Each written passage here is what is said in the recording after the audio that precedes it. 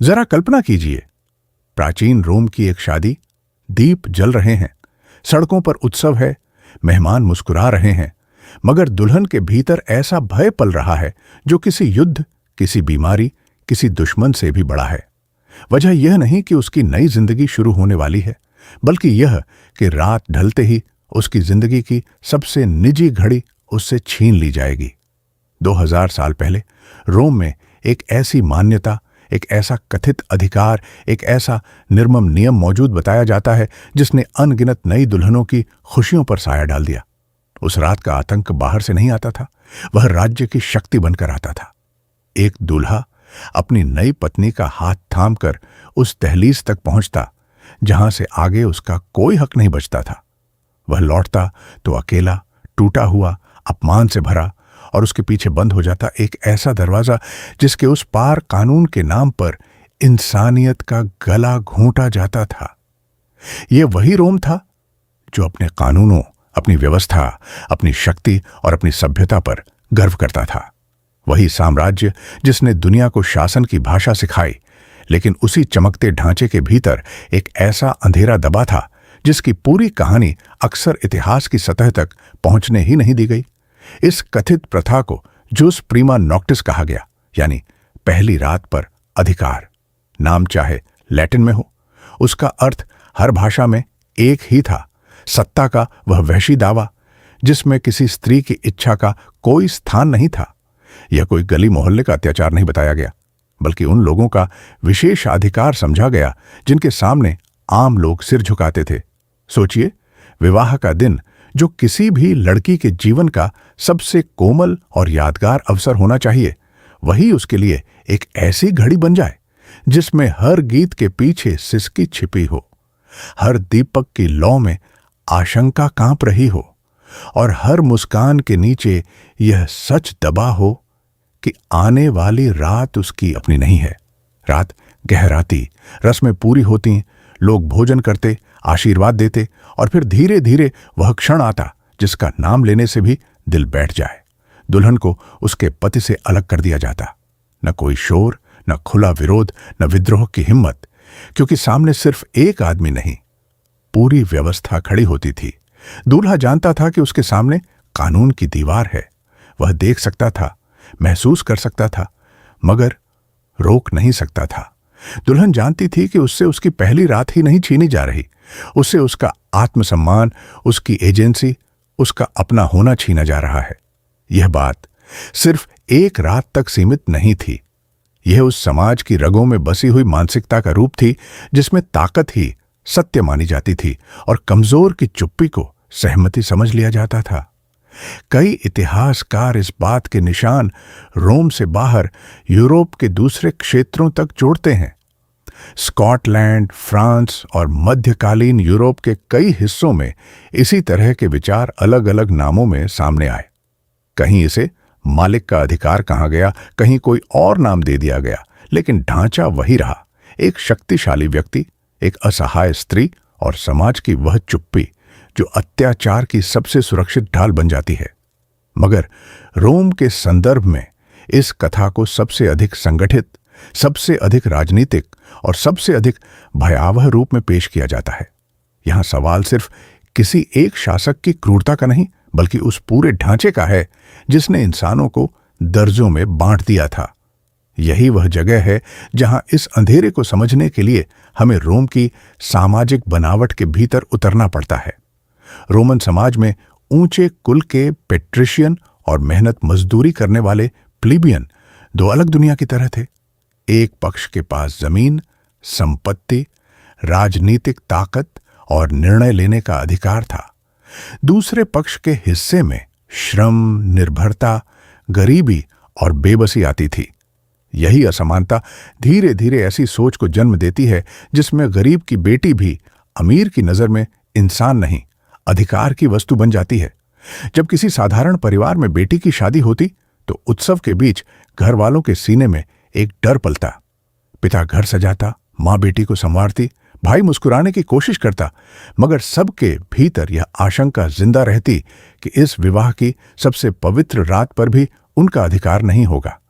इससे बड़ा अपमान किसी परिवार के लिए क्या हो सकता है कि वह अपनी बेटी को विदा तो करे, पर जानता हो कि उसकी पहली रात उसके पति की नहीं, किसी और की मर्जी की बंधक होगी। इतिहास में इस अंधेरे पर लिखते हुए कई चिंतकों ने इसे इंसानी गिरावट के सबसे शर्मनाक रूपों में गिना, मगर जो सबसे कम दर्ज हुआ वह उन स्त्रियों का मौन था जो पीढ़ी दर पीढ़ी इसी भय के साथ बड़ी हुई। मां अपनी बेटी को समझाती कि चुप रहना, यही दुनिया है। दादी अपनी पोती को बताती कि किस्मत से लड़ने वाले लोग बचते नहीं। धीरे धीरे अन्याय परंपरा बन जाता है और परंपरा के सामने मनुष्य अपनी ही संवेदनाओं से हार जाता है। लेकिन इतिहास कभी कभी किसी एक आवाज को जन्म देता है और वही आवाज कई सदियों की नींद तोड़ देती है। रोम की कहानी में ऐसी एक स्त्री थी जिसका नाम लुक्रेशिया बताया जाता है और उसकी त्रासदी को अक्सर उस मोड़ के रूप में याद किया जाता है जिसने रोम की राजनीति की दिशा बदल दी। 509 ईसा पूर्व की उस निर्णायक घटना को रोम के परिवर्तन की जड़ माना गया। लुक्रेशिया एक सम्मानित परिवार से थी, विवाहित थी, बुद्धिमान थी और अपने चरित्र के लिए आदर पाती थी। जब राजकुमार सेक्सटस टार्क्विनियस की नजर उस पर पड़ी तो उसके भीतर प्रेम नहीं, सत्ता से उपजी हवस थी। एक रात जब उसका पति कोलाटिन्स घर से दूर था, राजकुमार ने उसके घर में प्रवेश किया और बलपूर्वक उसका सम्मान रौंद दिया। अगली सुबह लुक्रेशिया ने अपने पिता और पति को बुलाया। उसने उनके सामने पूरी घटना कही, छिपाया कुछ नहीं, रोकर दया नहीं मांगी, बल्कि उस अपमान को न्याय की मांग में बदल दिया। उसने उनसे प्रतिशोध का वचन लिया और फिर अपने ही जीवन का अंत कर दिया। उसकी मृत्यु ने रोम की आत्मा में दबी आग को जगा दिया। लूसियस जूनियस ब्रूट्स ने उसके रक्त से सने हथियार को उठाकर घोषणा की कि अब यह राजसत्ता और नहीं चलेगी। शहर में उबाल आ गया, लोग सड़कों पर उतरे और अंततः अंतिम रोमन राजा टार्क्विनियस सुपरबस को सत्ता से हटाकर बाहर कर दिया गया। एक स्त्री के साथ हुए अत्याचार ने ताज हिला दिया, सिंहासन गिरा दिया और राजशाही से गणराज्य की राह खोल दी। लेकिन क्या सत्ता बदलने से सोच भी बदल जाती है? यही इस पूरी कहानी का सबसे बेचैन कर देने वाला प्रश्न है। राजतंत्र खत्म हुआ, गणराज्य आया, सीनेट बनी, नए नियम गढ़े गए, मगर क्या उस मानसिकता की जड़ उखड़ी जिसने औरत को अधिकार नहीं, संपत्ति माना था? इतिहास के कई पन्ने इशारा करते हैं कि रूप बदल गया, भाषा बदल गई, खुलापन कम हो गया, लेकिन शक्ति के ढांचे में छिपा वही अंधेरा जिंदा रहा। अब अत्याचार उतना खुला नहीं था, वह पर्दे के पीछे चला गया। रोम में डोमिनियम का विचार यानी मालिकाना हक सिर्फ खेत या मकान तक सीमित नहीं रहता था। जो लोग किसी जमींदार की जमीन पर काम करते थे, उनके परिवारों को भी अक्सर उसी नियंत्रण की नजर से देखा जाता। उनकी बेटियां, उनकी पत्नियां, उनका जीवन सब किसी और की इच्छा के अधीन समझा जाता। स्त्री की स्थिति पिता से पति और पति से आगे किसी ऊंचे शक्ति केंद्र की छाया तक खिसकती जाती। वह व्यक्ति नहीं, हस्तांतरित होने वाली सामाजिक वस्तु बन जाती। जूलियस सीजर के द्वार तक आते आते रोम बहुत विशाल हो चुका था। नए प्रदेश जीते जा रहे थे, कैदी बनाए जा रहे थे, गुलामी का दायरा फैल रहा था और साम्राज्य की समृद्धि का बड़ा हिस्सा उन्हीं जीवनों से निकाला जा रहा था जिनका अपना कोई अधिकार नहीं था। रोमन घरों में महिला दासियां होती थीं, जिन्हें एंसिला कहा जाता था। उनका विवाह किससे होगा, होगा भी या नहीं, उनका बच्चा किसका माना जाएगा, उनका शरीर किसकी मर्जी का बंधक रहेगा, इन सब का फैसला वे खुद नहीं करती थीं। यहां जो प्रीमा नॉक्टिस जैसा विचार अपने सबसे भयावह रूप में दिखता है, क्योंकि जहां स्त्री खुद गुलाम हो, वहां उसकी पहली रात, उसकी सहमति, उसकी मर्यादा जैसी बातें पूरी तरह सत्ता के पेट में समा जाती हैं। यह वह चेहरा है जिसे अक्सर सबसे गहरे अंधेरे में धकेल दिया गया, क्योंकि विजेता अपने अत्याचारों की सार्वजनिक सूची नहीं लिखा करते। फिर भी विरोध की आग कभी पूरी तरह नहीं बुझती। लुक्रेशिया अकेली कहानी नहीं थी। रोम की एक और प्रसिद्ध घटना में वर्जीनिया का नाम आता है। वह किसी साम्राज्य की बेटी नहीं थी, बस एक साधारण सैनिक की संतान थी। उसकी सुंदरता और निष्कपटता पर एक ताकतवर अफसर एपियस क्लॉडियस की नजर पड़ी। उसने वही खेल खेला जो अक्सर शक्तिशाली लोग खेलते हैं, कानून को हथियार बना लिया। उसने दावा कर दिया कि वर्जीनिया स्वतंत्र जन्मी लड़की नहीं बल्कि उसकी दासी है। यह एक झूठ था, मगर ऐसा झूठ जिसे व्यवस्था का संरक्षण मिला हुआ था। जब वर्जीनिया के पिता वर्जीनियस को इसकी खबर मिली, वह युद्ध भूमि से भागते हुए रोम पहुंचे। उनकी आंखों में सिर्फ एक उद्देश्य था, अपनी बेटी को बचाना। लेकिन अदालत में न्याय नहीं, शक्ति बैठी थी। वही आदमी जो वर्जीनिया पर दावा कर रहा था, फैसले की कुर्सी के सबसे करीब भी वही था। अदालत में लोगों की भीड़ थी। सब समझ रहे थे कि फैसला पहले ही लिखा जा चुका है। वर्जीनियस ने अंतिम विनती की कि उसे अपनी बेटी से एक पल अकेले में बात करने दी जाए। यह अवसर मिला और उस एक पल में उसने वह निर्णय लिया जिसे समझना भी कठिन है। उसने जाना कि अगर बेटी को जीवित छोड़ा तो वह कानून के नाम पर एक ऐसे हाथ में सौंप दी जाएगी जहां से उसके लिए कोई मुक्ति नहीं होगी। कहते हैं उसने पास से हथियार लिया, बेटी को सीने से लगाया और उसके जीवन का अंत कर दिया ताकि वह उस अपमानित गुलामी में न धकेली जाए। यह दृश्य रोमन जनमानस को भीतर तक तोड़ गया। लोगों का क्रोध फट पड़ा। सत्ता की विश्वसनीयता धूल में मिल गई। एपियस क्लॉडियस गिरफ्तार हुआ और अंततः उसने जेल में आत्महत्या कर ली। मगर इस दर्दनाक घटना का सबसे बड़ा सत्य यह था कि एक बार फिर एक बेटी मर गई, एक पिता टूट गया, एक व्यवस्था हिली, लेकिन वह मूल सोच फिर भी बची रही जिसने ऐसे हालात पैदा किए थे। यही कारण है कि इस कथित प्रथा की जड़ कानून से भी गहरी मानी जाती है। कानून बदले जा सकते हैं, राजवंश गिराए जा सकते हैं, पद छीने जा सकते हैं, मगर जो विचार यह कहता है कि ताकत ही अधिकार है, वह एक युग से दूसरे युग में नई पोशाक पहनकर लौट आता है। रोम के बाद मध्यकालीन यूरोप में अलग अलग इलाकों में इसी तरह के अधिकारों और दावों की कहानियां मिलती हैं। फ्रांस में द्रोआ द्यू सेन्योर जैसी धारणाएं, स्कॉटलैंड में मार्केटा जैसे संदर्भ और सामंती व्यवस्था में जमींदार की मनमानी, सब उस पुराने अंधेरे की प्रतिध्वनि जैसे लगते हैं। इतिहासकार आज भी इस पर बहस करते हैं कि कितना तथ्य है, कितना मिथक, कितनी राजनीतिक भाषा और कितना वास्तविक व्यवहार। लेकिन डरावना प्रश्न यह है कि अगर दस्तावेज अधूरे हैं तो क्या इसलिए कि अत्याचार नहीं हुआ, या इसलिए कि दस्तावेज लिखने वाले वही लोग थे जिनकी सत्ता इन अत्याचारों से बनी हुई थी। जब यूरोपीय ताकतें अपने महाद्वीप से बाहर निकलीं तो वे अपने साथ सिर्फ तलवारें, बंदूकें और जहाज नहीं ले गईं। वे अपने साथ वह सत्ता मानस भी ले गईं जो लंबे समय से स्त्री, गरीब और पराजित समुदायों को मनुष्य से नीचे समझने का अभ्यास कर चुकी थी। अमेरिका पहुंचने वाले स्पेनी विजेताओं ने स्थानीय आबादी को बराबरी के इंसान की तरह नहीं, श्रम और नियंत्रण की वस्तु की तरह देखा। एनकोमेंडा जैसी व्यवस्थाओं के तहत मूल निवासियों के जीवन, श्रम और परिवारों पर बाहरी मालिकों का अधिकार स्थापित किया गया।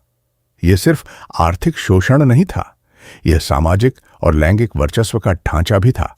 मेक्सिको, पेरू, कैरेबियन के द्वीप, हर जगह वही दृश्य दोहराया गया जहां समुदायों की स्त्रियां किसी बाहरी शक्ति की इच्छा के सामने असुरक्षित छोड़ दी गईं। उनके पति, पिता और भाई असहाय खड़े थे क्योंकि कानून उनसे पूछा ही नहीं गया था। जिस व्यवस्था में कानून ऊपर से आता है और इंसान नीचे दबा होता है, वहां न्याय की उम्मीद करना अक्सर खुद एक यातना बन जाता है। स्पेनी पादरी बार्थोलोमे द लास कासास ने उपनिवेशवाद की क्रूरता को अपनी आंखों से देखा और दर्ज भी किया। उन्होंने बताया कि कैसे मूल निवासियों पर अत्याचार सिर्फ भूमि और श्रम तक सीमित नहीं था, बल्कि उनके परिवारों की मर्यादा तक को रौंदता था। अफ्रीका में गुलाम व्यापार ने इस हिंसा को और नंगा कर दिया। मनुष्यों की मंडियां लगीं, शरीरों का मूल्य तय हुआ और गुलाम स्त्रियों के लिए सुरक्षा, सम्मान और सहमति जैसे शब्द लगभग निरर्थक हो गए। मालिक का आदेश ही अंतिम नियम बन गया। रिश्ते, प्रेम, विवाह, मातृत्व सब किसी और के लाभ और वासना के नीचे कुचल दिए गए। यही ढांचा आगे एशिया और दुनिया के दूसरे हिस्सों में भी औपनिवेशिक सत्ता की भाषा में झलकता रहा। भारत में भी विदेशी शासन ने श्रेष्ठता और नियंत्रण की जिस मानसिकता को ढोया, उसने न जाने कितनी स्त्रियों के जीवन पर ऐसे घाव छोड़े जिनका कोई दस्तावेज कभी बना ही नहीं। फिर धीरे धीरे दुनिया में गुलामी और स्त्री विरोधी हिंसा के खिलाफ आवाजें उठने लगीं।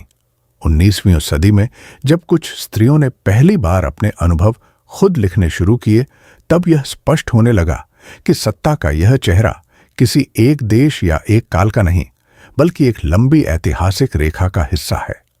अमेरिका की पूर्व गुलाम महिला हैरियट जैकब्स ने जब अपनी आत्मकथा लिखी, तो उसने एक ऐसी सच्चाई सामने रखी जिसने सभ्य समाज की आत्मा को झकझोर दिया। उसने बताया कि गुलाम स्त्री के लिए सबसे बड़ा खतरा हमेशा खेत या बाजार में नहीं होता। कई बार वह उसी घर के भीतर रहता है जहां उसे रहने को मजबूर किया गया है। उस मालिक की नजर जो उसे मनुष्य नहीं समझता, वही सबसे बड़ा कारागार बन जाती है। 2000 साल का फासला, अलग महाद्वीप, बदलती भाषाएं, मगर अंधेरे का ढांचा चौंकाने वाली हद तक एक जैसा दिखता है। इतिहास की इस लंबी सुरंग में एक मोड़ वह भी आया जब आधुनिकता, क्रांतियों और अधिकारों की भाषा ने पुरानी व्यवस्था को चुनौती देना शुरू किया। औद्योगिक क्रांति ने समाज बदला, लोग गांवों से शहरों में आए, पुरानी सामंती दीवारें दरकने लगीं और यह विचार जोर पकड़ने लगा कि मनुष्य जन्म से स्वतंत्र है। फ्रांस की क्रांति ने स्वतंत्रता, समानता और बंधुत्व का नारा दिया, मगर जल्द ही यह सवाल उठा कि क्या यह अधिकार सिर्फ पुरुषों के लिए है।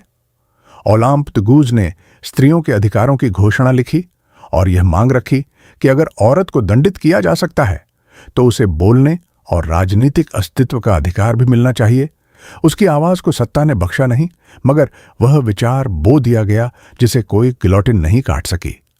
मैरी वोलस्टोनक्राफ्ट ने इसी धारा को आगे बढ़ाते हुए कहा कि स्त्री स्वभाव से कमजोर नहीं, बल्कि समाज ने उसे कमजोर बनाकर रखा है। यह बात जितनी सरल लगती है, उतनी ही विस्फोटक थी, क्योंकि यह पूरे सभ्यता नैरेटिव पर प्रश्न चिन्ह लगा देती थी। कानूनों में बदलाव धीरे धीरे आया। विवाह, संपत्ति, तलाक, अभिभावकत्व और शिक्षा के अधिकारों पर बहस होने लगी। ब्रिटेन में विवाह संबंधी कानूनों में परिवर्तन हुए। स्त्रियों को सीमित ही सही कानूनी रास्ते मिलने लगे, लेकिन कागज पर लिखा बदलाव और समाज के भीतर बसी हुई मानसिकता एक ही चीज नहीं होती। गांवों, देहातों और सत्ता के बंद कमरों में पुरानी भूख बची रहती है। बस अब वह खुले हुक्म के बजाय सामाजिक दबाव, आर्थिक निर्भरता, धार्मिक वैधता, जातीय ढांचे और स्थानीय परंपराओं के भीतर छिप जाती है। इसलिए इतिहास की यह यात्रा सीधी रेखा नहीं है। हर जीत के बाद अंधेरा नई राह खोज लेता है। 20वीं सदी ने दुनिया को यह भ्रम भी तोड़कर दिखाया कि आधुनिकता अपने आप मनुष्यता ले आएगी। 2 विश्व युद्धों ने साबित कर दिया कि शिक्षित, औद्योगिक, तकनीकी समाज भी संगठित पशुता में बदल सकता है। नाजी जर्मनी और कब्जे वाले इलाकों में महिलाओं के साथ किए गए व्यवस्थित अत्याचारों ने दुनिया को इस बात का सामना करने पर मजबूर किया कि स्त्री के शरीर पर हमला सिर्फ व्यक्तिगत अपराध नहीं, बल्कि राजनीतिक और सैन्य रणनीति भी बन सकता है। युद्ध समाप्त होने के बाद न्यूरमबर्ग ट्रायल्स में पहली बार अंतर्राष्ट्रीय स्तर पर यह स्पष्ट रूप से स्वीकार किया गया कि इस तरह की हिंसा मानवता के खिलाफ अपराध है। यह निर्णय बहुत देर से आया, इतनी देर से कि उससे पहले अनगिनत जिंदगियां कुचली जा चुकी थीं। फिर भी यह इतिहास में एक बड़ा मोड़ था, क्योंकि दुनिया ने कम से कम यह तो माना कि औरत का शरीर किसी राज्य, किसी सेना, किसी विजेता, किसी मालिक या किसी परंपरा की जागीर नहीं हो सकता। लेकिन क्या यह स्वीकृति पर्याप्त थी? शायद नहीं, क्योंकि कुछ रातें कानून बनने से खत्म नहीं होती, वे समाज की खामोशी में जीवित रहती हैं। आज भी दुनिया के कुछ हिस्सों में ऐसी परंपराएं मिलती हैं जो अलग नामों में उसी पुरानी मानसिकता को ढोती हैं। अफ्रीका के कुछ क्षेत्रों में विवाह, शुद्धिकरण, आशीर्वाद या सामुदायिक रीति के नाम पर नई दुल्हनों या लड़कियों को ऐसे कर्मकांडों से गुजरना पड़ता है जिनमें उनकी इच्छा का कोई स्थान नहीं होता। मलावी में कूसा फुम्बी जैसी प्रथाओं का उल्लेख हुआ, जहां एक तथाकथित शुद्धिकरण अनुष्ठान के नाम पर लड़कियों को यौन संपर्क के लिए मजबूर किया जाता रहा। इसे परंपरा कहा गया, मगर इसकी जड़ में वही विचार है कि स्त्री का शरीर समाज, पुरुष या किसी बाहरी अधिकार के लिए उपलब्ध कराया जा सकता है। जाम्बिया और जिम्बाब्वे के कुछ संदर्भों में भी समान स्वरूपों की चर्चा मिलती है। नाम बदलता है, तर्क बदलता है, लेकिन केंद्र वही रहता है, एक ताकतवर दावा और एक चुप कराई गई स्त्री। एशिया में भी यह कहानी दूसरी आकृतियों में नजर आती है। नेपाल के दूरस्थ इलाकों में मंदिरों या धार्मिक अर्पण के नाम पर लड़कियों को ऐसी स्थितियों में धकेला गया जहां वे अपनी स्वतंत्रता खो बैठती थीं। भारत की देवदासी प्रथा, जिसे आधिकारिक रूप से बंद किया जा चुका है, इसी मानसिकता की एक लंबी और जटिल शाखा रही, जिसमें छोटी उम्र में लड़कियों को धार्मिक रूप से समर्पित दिखाया जाता था, लेकिन वास्तविकता में उनका जीवन दूसरों की इच्छा और नियंत्रण के अधीन हो जाता था। कानूनों ने इन प्रथाओं को रोका, मगर दूर दराज के समाजों में उनके निशान लंबे समय तक बने रहे।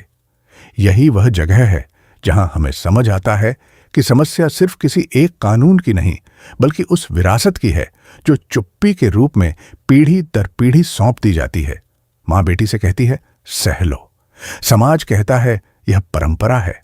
धर्म कहता है, प्रश्न मत करो। और इसी तरह अन्याय अनुष्ठान बन जाता है।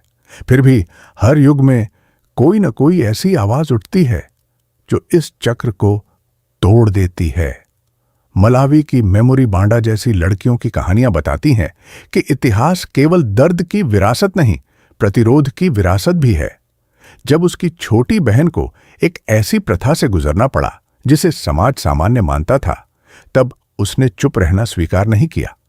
वह बहुत कम उम्र में अपने गांव, अपनी सामाजिक व्यवस्था और उस मौन के खिलाफ खड़ी हुई जिसने वर्षों से लड़कियों की जिंदगी निगल ली थी। उसने अंतर्राष्ट्रीय मंच पर जाकर कहा कि इसे संस्कृति कहना झूठ है, यह खुला जुल्म है। एक युवा लड़की की वह कांपती हुई पर अडिग आवाज इतनी दूर तक पहुंची कि कानून बदलने पड़े। विवाह की आयु पर सख्ती आई और दुनिया को फिर याद दिलाया गया कि बदलाव हमेशा संसदों में नहीं, कभी कभी किसी एक घायल परिवार की दहलीज से शुरू होता है। यही इस पूरी कहानी का सबसे बड़ा और सबसे कड़वा सच है। रोम की लुक्रेशिया से लेकर वर्जीनिया तक, गुलाम जहाजों से लेकर औपनिवेशिक बस्तियों तक, यूरोप की सामंती रातों से लेकर आधुनिक युद्धों तक, मंदिरों, महलों, अदालतों, खेतों और गांवों तक कहानी बदलती रहती है। पर प्रश्न वही रहता है, क्या ताकत को इंसानियत से ऊपर रखा जाएगा? सदियां गुजरती हैं, राज बदलते हैं, तख्त उलटते हैं, किताबें लिखी जाती हैं, कानून सुधरते हैं, मगर अगर समाज की आत्मा में बराबरी नहीं उतरती तो अंधेरा फिर लौट आता है। और इसीलिए इतिहास के सबसे गहरे घाव कभी पूरी तरह मिटते नहीं। वे समय की धूल के नीचे दबे रहते हैं जब तक कोई साहसी हाथ उन्हें फिर से उजागर न कर दे। तो जब हम उस प्राचीन रोमन रात की बात करते हैं, हम सिर्फ एक पुराने साम्राज्य का किस्सा नहीं सुन रहे होते, हम उस लंबी मानव कहानी को देख रहे होते हैं जिसमें सत्ता ने बार बार प्रेम, विवाह, स्त्रीत्व और गरिमा को अपने कब्जे में लेने की कोशिश की।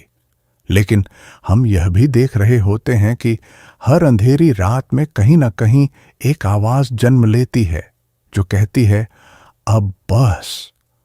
वही आवाज इतिहास को मोड़ देती है, वही आवाज साम्राज्यों की चुप्पी तोड़ती है, वही आवाज आने वाली पीढ़ियों के लिए रास्ता बनाती है। इसलिए असली सवाल यह नहीं कि यह अंधेरा कभी था या नहीं, असली सवाल यह है कि जहां जहां वह आज भी किसी नए नाम से जिंदा है, क्या हम उसे पहचानने की हिम्मत रखते हैं? क्योंकि जब तक खामोशी जिंदा है, वह रात खत्म नहीं हुई, और जिस दिन सच बोलने वाली आवाजें डरना छोड़ देंगी, उसी दिन इतिहास का सबसे पुराना अंधेरा सचमुच हारना शुरू करेगा।